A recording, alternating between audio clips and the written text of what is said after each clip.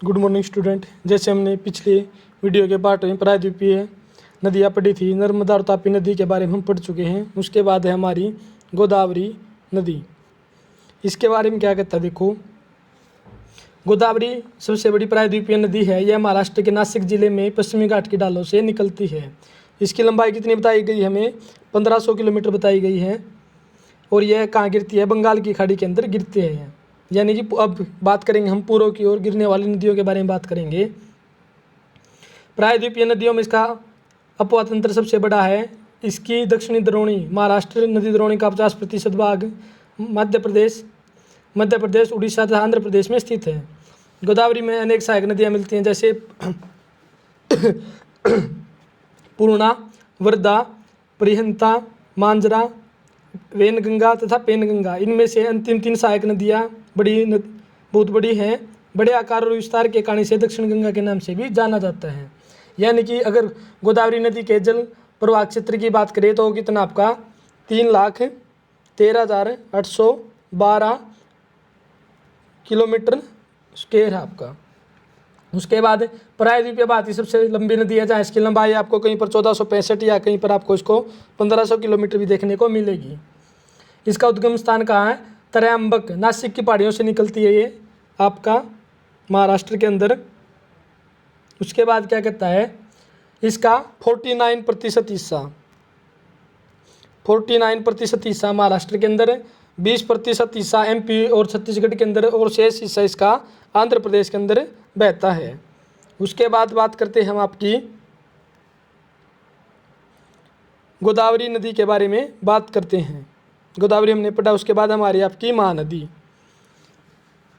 महानदी का उद्गम स्थान छत्तीसगढ़ की उच्च भूमि से है तथा यह उड़ीसा में बहते हुए बंगाल की खाड़ी में मिल जाती है। इस नदी की लंबाई 860 किलोमीटर है। इसकी अपवाद द्रोणी महाराष्ट्र, छत्तीसगढ़, झारखंड और उड़ीसा में है।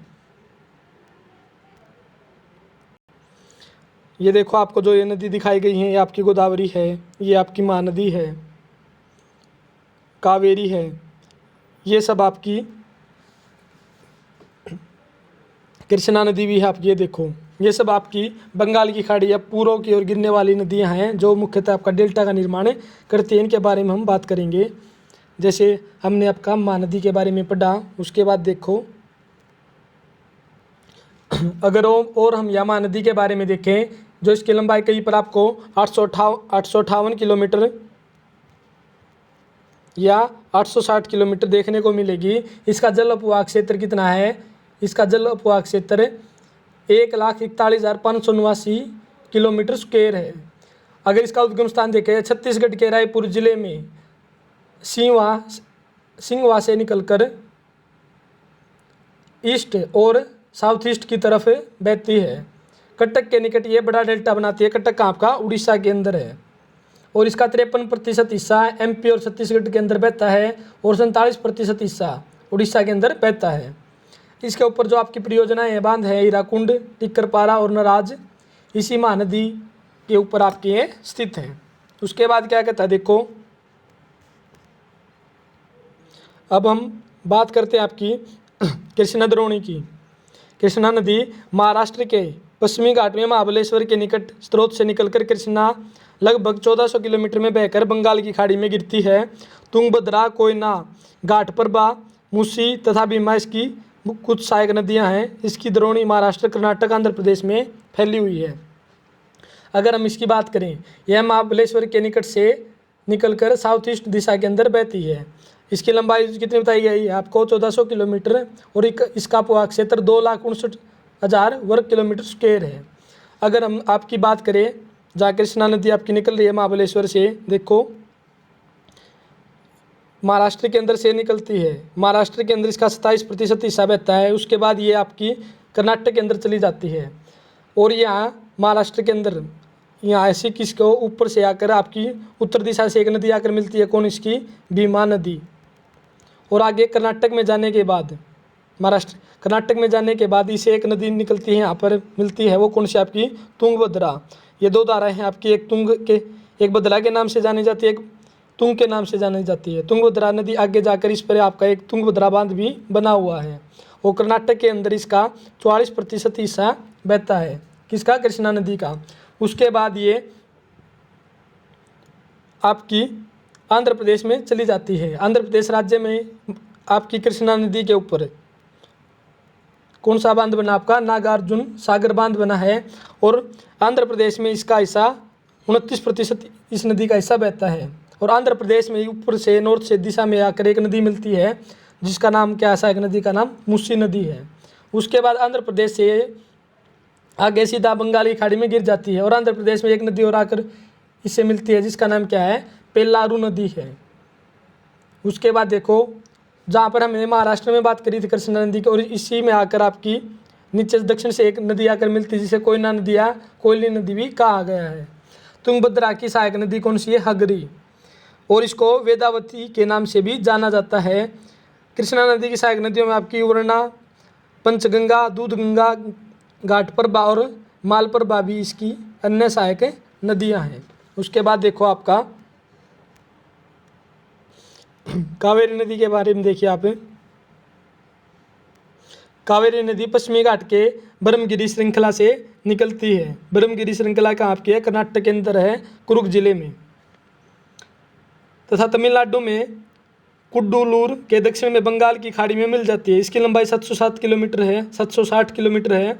इसकी प्रमुख सहायक नदियाँ हैं अमरावती, भवानी, हेमावती और काबिनी। इसकी द्रोणी तमिलनाडु, केरल तथा कर्नाटक में विस्तृत है। उसके बाद क्या कहता है, देखो आपका अगर हम इसकी बात करें, यह कर्नाटक के कुरुग जिले में ब्रह्मगिरी से निकलती है, जहाँ इसकी लंबाई 805 किलोमीटर या आपको कहीं पर 760 किलोमीटर देखने को मिलेगी। इसमें देखो आपकी ये ब्रह्मगिरी से निकलने के बाद आगे कर्नाटक में इसका हिस्सा 41% इसका हिस्सा बहता है। और उसके बाद ये केरल में जाती है। केरल में इसका 3% हिस्सा बहता है। और केरल में ही आपकी दक्षिण से आकर एक नदी मिलती है इसमें, जिसका नाम क्या है, हेमवती नदी है। और उसके बाद ऊपर से उत्तर से एक नदी आकर मिलती है जिसका नाम क्या है, आपकी पेन्नार नदी है। और केरल के बाद ये तमिलनाडु के अंदर जाती है जहाँ इसका 56% हिस्सा बहता है।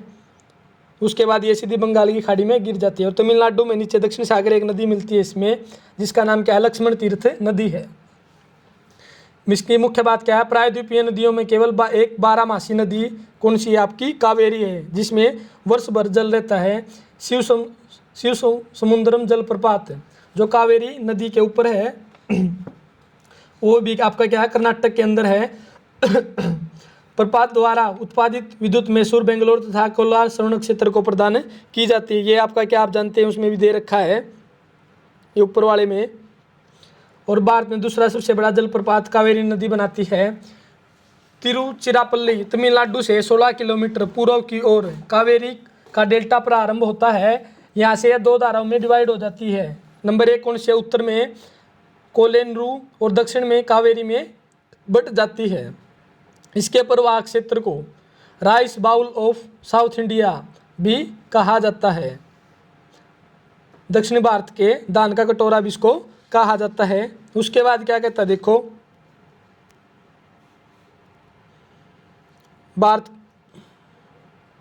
भारत का सबसे बड़ा जलप्रपात कौन सा है।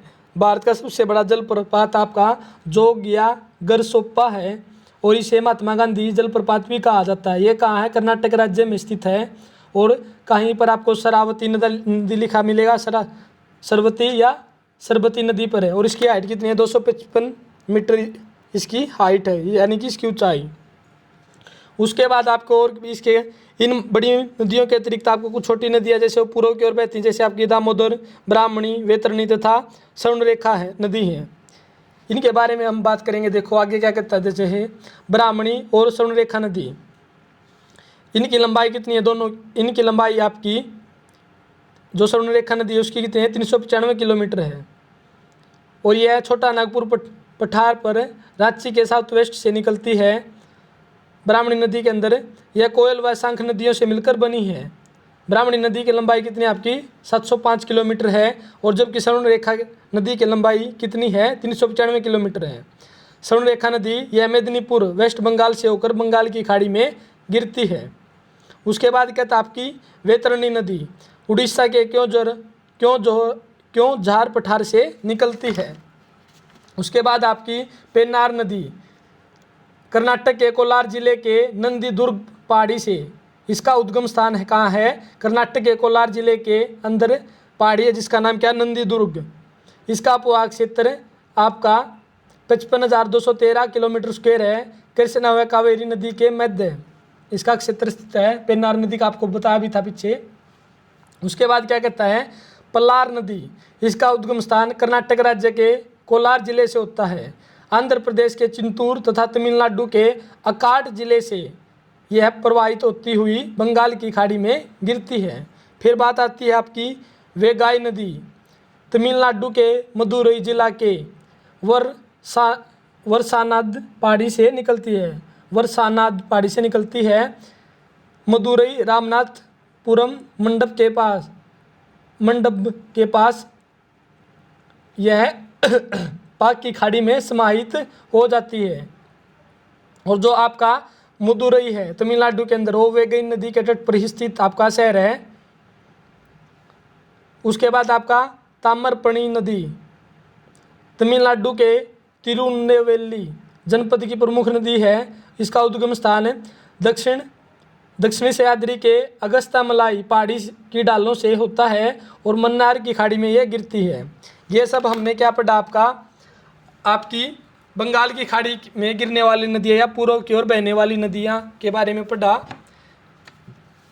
इनके नाम क्या क्या थे आपके? देखो दोबारा से, इसमें हमने गोदावरी नदी के बारे में पढ़ा, कृष्णा नदी के बारे में, नंबर 3 कावेरी, नंबर 4 आपकी महानदी, नंबर 5 ब्राह्मणी नदी व स्वर्णरेखा नदी, उसके बाद नंबर 6 पर आपकी वैतरणी नदी, नंबर 7 पेन्नार नदी, नंबर 8 पल्लार नदी, नंबर 9 वेगाई नदी और नंबर 10 पर आपकी ताम्रपर्णी नदी के बारे में पढ़ा। और इसे आगे वाला भाग नेक्स्ट वीडियो में करेंगे।